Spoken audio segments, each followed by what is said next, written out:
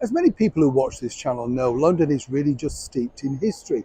And when you think about London itself, you do sort of think of those halcyon days, don't you? You know, particularly of a generation, the halcyon days of, like, say, Noel Coward, Hollywood premieres, Frank Sinatra, Ava Gardner, Lana Turner, all arriving, just staying over here, quite literally, across the road at the Savoy Hotel, or indeed the Dorchester Grosvenor House. You name it, it was a glamorous era.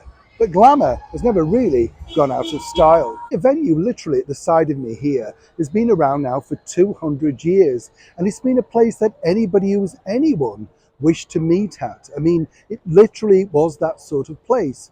Now, for the last 2 years following on from the pandemic, it closed down. We're talking, of course, about the brilliant Simpsons in the Strand. If you remember reading Sherlock Holmes, even he designated to meet people at Simpsons for lunch or a light tea. That's how popular it was. Now, the creator of Sherlock Holmes, Arthur Conan Doyle, really based it on himself because obviously he frequented Simpsons in the Strand on a regular basis, as did the likes of Charles Dickens and others. But really, it came into its own in the glory days, if you like, of the advent of cinema over here in the United Kingdom. The likes of Ivan Novello, Alfred Hitchcock, and then, of course, great leaders like Sir Winston Churchill all decided to dine at Simpsons. You see, it was part of the Savoy Group, created in part by the Dorleycart Opera Company. And the reason being was that it was a little bit more discreet, say, than the Savoy itself, because you went to the Savoy to be seen. That was the deal. You really just wanted to be noticed by certain individuals. When you went to Simpsons, they had high-rise back chairs and, of course, lounging settees. But now you can have part of history. It's as simple as that. Because at the very beginning of next month, the 1st and 2nd of August, Simpsons is going under the hammer. Certain things suddenly will be able to be bought. Now, a lot of people are up in arms over this, as one can imagine, because we believe that Simpsons was going to reopen. That was the story given out by the Savoy Hotel Group, the current owners. They're still claiming that it is about to return and reopen. But would it be the same if they sell off everything that partakes to what made Simpsons so special?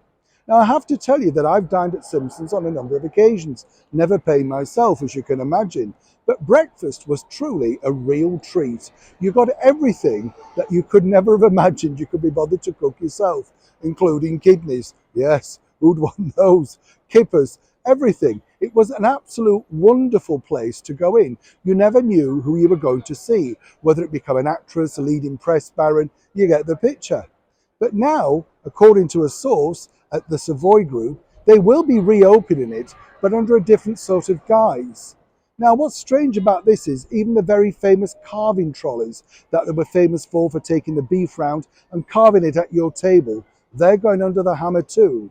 So if they get rid of that, will once again a unique piece of London history be lost forever. By selling everything off, will anybody really want to return back to Simpsons?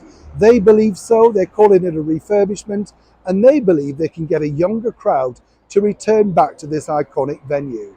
It would be a shame if we lost it, and obviously a nod back to its history would be greatly appreciated. But will it ever truly be the same if you're selling off the jewels that made this particular restaurant the very height of glamour and the very heart of London gone forever? I'd love to know, did you ever dine in Simpsons? Were you lucky enough ever to go in? And did you know of it? Do you know about the history?